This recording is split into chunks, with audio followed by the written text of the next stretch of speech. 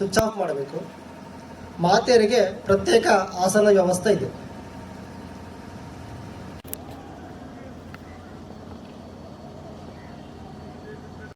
ರಸಕಸ ಅಭಿಯಾನ ಪ್ರಾರಂಭಿಸಿ ತ್ಯಾಜ್ಯ ನಿರ್ವಹಣೆಯ ಬಗ್ಗೆ ಅರಿವನ್ನು ಮೂಡಿಸುವ ಕಾರ್ಯಕ್ರಮವನ್ನು ಮಾಡಿರುತ್ತಾರೆ.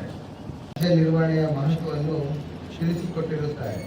18 ವರ್ಷಗಳಿಂದ ಸ್ವಯಂ ಸೇವಕರು ಸಂಘದ ದಾವಣಗೆರೆ ನಗರ ಸಂಘ ಚಾಲಕರಾಗಿ ನಮಗೆಲ್ಲ ಮಾರ್ಗದರ್ಶನವನ್ನು ನೀಡುತ್ತಾ ಇದ್ದಾರೆ.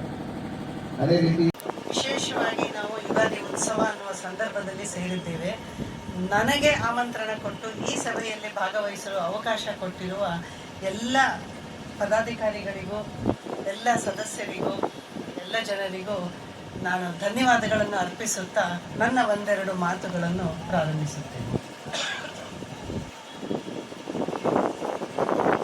ನಾನು ಪರಿವರ್ತನಾ ವೇದಿಕೆಯಿಂದ ಬಂದಿದ್ದೀನಿ ಅಂತಿದ್ದಂಗೆ ಏನು ಸಬ್ಜೆಕ್ಟ್ ಅಂತ ನಿಮಗೆಲ್ಲ ಗೊತ್ತಾಗುತ್ತೆ. ಕಸ, ತ್ಯಾಜ್ಯ ನಿರ್ವಹಣೆ, ಸ್ವಚ್ಛತೆ ಬಿಟ್ಟು ನಾವು ಬೇರೆ ಏನನ್ನೂ ಹೆಚ್ಚಾಗಿ ಮಾತನಾಡುವುದಿಲ್ಲ.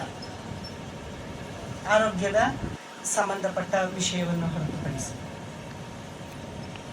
ಇವತ್ತಿನ ದಿವಸ ಈಗ ನಾವು ಕಸರಸ ಅಭಿಯಾನ ನಂತರ ಅದು ಪರಿವರ್ತನೆಯಾಗಿ ಮಾರ್ಪಟ್ಟು ನಾವು ಸ್ವಚ್ಛತಾ ಕಾರ್ಯಕ್ರಮ ಮತ್ತು ತ್ಯಾಜ್ಯ ನಿರ್ವಹಣೆ ಬಗ್ಗೆ ಅರಿವು ಮೂಡಿಸುತ್ತಾ ಇರುವ ಕಾರ್ಯಕ್ರಮ ಸಾಧಾರಣ ಒಂದು 10ರಿಂದ 12 ವರ್ಷ ಆಗಿದೆ ನಾವಿಲ್ಲ ಪ್ರಾರಂಭ ಮಾಡಿ.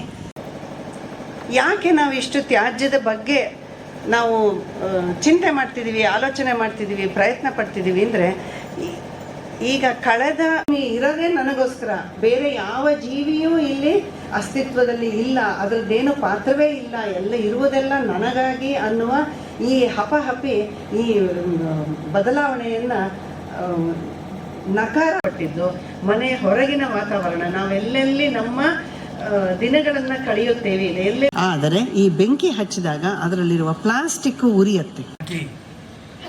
ಯುಗಾದಿ ಉತ್ಸವದಲ್ಲಿ ಆದ್ಯ ಸರ್ಸಂಘ ಚಾಲಕ ಪ್ರಣಾಮ ಮಾಡೋದಕ್ಕೋಸ್ಕರ ಬಂದಿರುವಂತಹ ದಾವಣಗೆರೆ ಎಲ್ಲ ಸ್ವಯಂ ಸೇವಕ ಬಂಧುಗಳೇ, ಎಲ್ಲರಿಗೂ ಕೂಡ ಪರಾಭವ ಸಂವತ್ಸರದ ಹೊಸ ವರ್ಷದ ಶುಭಾಶಯಗಳು. ಹೊಸ ವರ್ಷ ಮರಗಳು ಚಿಗುರತ್ತೆ, ಹಣ್ಣುಗಳು ಸಿಗೋದಕ್ಕೆ ಪ್ರಾರಂಭ ಆಗುತ್ತೆ, ಅನೇಕ ವಿಷಯದಲ್ಲಿ ಹೊಸತನ ನಮ್ಮ ಜೊತೆಗೆ ಬರ್ತಾ ಹೋಗುತ್ತೆ. ಆ ರೀತಿನಲ್ಲಿ ಹಿಂದೂ ಸಮಾಜಕ್ಕೆ ಹೊಸ ವರ್ಷ ಅಂತ ಹೇಳೋದು ತನ್ನ ಹಿಂದಿನ ಪರಂಪರೆಯನ್ನು ಸೇರಿಸ್ಕೊಳ್ತಾ ಹೊಸತನಕ್ಕೆ ಜೋಡಿಸ್ಕೊಳ್ಳುವಂಥ ಒಂದು ಪರ್ವಕಾಲ. ನಮ್ಮ ಸಂಸ್ಕೃತಿಯಲ್ಲಿ ಸನಾತನವಾದದ್ದನ್ನು ಸೇರಿಸ್ಕೋಬೇಕು, ಮತ್ತೆ ನಿತ್ಯ ನೂತನವಾಗಿರೋದು ಬೇಕು. ಇದು ಎರಡನ್ನೂ ಸೇರಿಸ್ಕೊಂಡು ಮುನ್ನಡೆದಾಗ ಮಾತ್ರ ಮುಂದಿನ ಜೀವನ ಚೆನ್ನಾಗಿರುತ್ತೆ ಅಂತ ಅರಿತುಕೊಂಡು ಅತಿ ಪುರಾತನವಾದದ್ದನ್ನು ಸೇರಿಸ್ಕೊಳ್ತಾ ಸಂಸ್ಕೃತಿಯ ಮೌಲ್ಯಗಳನ್ನು ನಮ್ಮ ಜೊತೆಗೆ ಸೇರಿಸ್ಕೊಂಡು ಮುಂದಕ್ಕೆ ಹೆಜ್ಜೆ ಇಡೋದಕ್ಕೆ ಬೇಕಾದಂತಹ ಪ್ರೇರಣೆಯನ್ನ ಈ ಯುಗಾದಿ ದಿವಸ ನಾವು ತಗೋತೀವಿ. ಆ ಕಾರಣಕ್ಕೋಸ್ಕರನೇ ಇಡೀ ದೇಶದಲ್ಲಿ ಬೇರೆ ಬೇರೆ ಹೆಸರಲ್ಲಿ ಯುಗಾದಿಯ ಸಂಭ್ರಮವನ್ನ ಇಡೀ ದೇಶ ಆಚರಣೆ ಮಾಡುತ್ತೆ. ಸಂಘದ ಸ್ವಯಂ ಸೇವಕರಿಗೆ ಇವತ್ತಿನ್ನೂ ಒಂದು ವಿಶೇಷ ಇದೆ.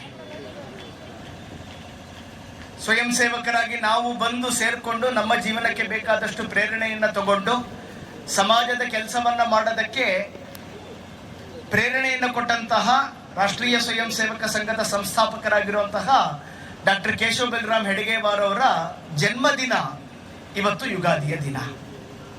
ಹಾಗಾಗಿನೇ ಕಾರ್ಯಕ್ರಮಕ್ಕೆ ಮೊದಲು ಕೇಶವಾಷ್ಟಕವನ್ನು ಹೇಳಿದ್ವಿ. ಕಾರ್ಯಕ್ರಮಕ್ಕೆ ಮೊದಲು ಆದ್ಯ ಸರ್ಸಂಘ ಚಾಲಕ ಪ್ರಣಾಮವನ್ನು ಕೂಡ ನಾವು ಮಾಡಿದ್ವಿ. ಡಾಕ್ಟರ್ ಜಿಯವರ ಜೀವನನೇ ಒಂದು ಪ್ರೇರಣೆಯ ಜೀವನ. ಹಾಡಲ್ಲಿ ವೈಯಕ್ತಿಕ ಗೀತೆಯನ್ನು ಹೇಳಬೇಕಾದ್ರೆ ನರಕ ನೋವಲ್ಲ ಜನರಿ ನರಳುವುದ ತಾಕಂಡು ಅಂತ ಪ್ರಾರಂಭ ಮಾಡಿ ಅದ್ಯಾರು ಅಂತ ಹೇಳಿದ್ರು. ಅವ್ರು ಯಾರು ಅಂತ ಕೇಳಿದ್ರೆ ಡಾಕ್ಟರ್ ಜಿಯವರು ಜನ್ಮಜಾತ ದೇಶಭಕ್ತ, ಹುಟ್ಟಿನಿಂದಲೇ ದೇಶಭಕ್ತಿ. 6ನೇ ವಯಸ್ಸಲ್ಲಿ ಶಾಲೆಗೆ ಹೋಗ್ಬೇಕಾದ್ರೆ ವಿಕ್ಟೋರಿಯಾ ರಾಣಿಯ ಜನ್ಮದಿನಕ್ಕೋಸ್ಕರ ಕೊಟ್ಟಂತಹ ಸಿಹಿಯನ್ನ ಚರಂಡಿಗೆ ಎಸ್ತು ನಾನು ಯಾಕೆ ವಿಕ್ಟೋರಿಯಾ ರಾಣಿ ಹುಟ್ಟಿದ ದಿನ ಸ್ವೀಟ್ ಅನ್ನು ತಿನ್ಬೇಕು ಅಂತ ಕೇಳಿದವರು. ತಾವು 8ನೇ ತರಗತಿಯಲ್ಲಿ ಇರಬೇಕಾದ್ರೆ ಇಡೀ ದೇಶದಲ್ಲಿ ಒಂದೇ ಮಾತರಂ ಆಂದೋಲನ ನಡೀತಾ ಇರಬೇಕಾದ್ರೆ, ವಂಗಭಂಗದ ಬಗ್ಗೆ ಆಂದೋಲನ ನಡೀತಾ ಇರಬೇಕಾದ್ರೆ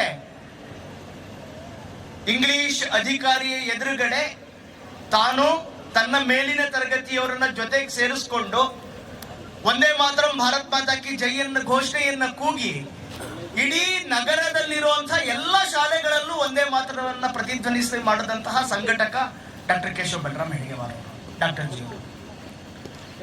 ದೇಶದ ಅನೇಕ ಒಳ್ಳೊಳ್ಳೆ ವಿದ್ಯಾಸಂಸ್ಥೆಯಲ್ಲಿ ಡಾಕ್ಟರ್ ಮಾಡಬಹುದಾಗಿರುವಂತಹ ಸಂದರ್ಭದಲ್ಲೂ ಕೂಡ ಕಲ್ಕತ್ತಾದಲ್ಲಿ ಕ್ರಾಂತಿಕಾರಿಗಳ ಚಟುವಟಿಕೆ ಕೇಂದ್ರ ಇದೆ, ಅಲ್ಲಿ ಹೋದ್ರೆ ನಾನು ಕ್ರಾಂತಿಕಾರಿ ಚಟುವಟಿಕೆಯಲ್ಲಿ ಭಾಗವಹಿಸಬಹುದು ಅನ್ನೋ ಕಾರಣಕ್ಕೆ ಕಲ್ಕತ್ತಾದ ಮೆಡಿಕಲ್ ಕಾಲೇಜಲ್ಲಿ ಮೆಡಿಕಲ್ ಅನ್ನ ಅಧ್ಯಯನ ಮಾಡೋದಕ್ಕೋಸ್ಕರ ಸೇರ್ಕೊಂಡು ಕ್ರಾಂತಿಕಾರಿಗಳ ಕೋರ್ ಟೀಮ್ ಅನುಶೀಲನಾ ಸಮಿತಿಯಲ್ಲಿ ಸೇರ್ಕೊಂಡವರು ಡಾಕ್ಟರ್ ಜಿ ಅವರು.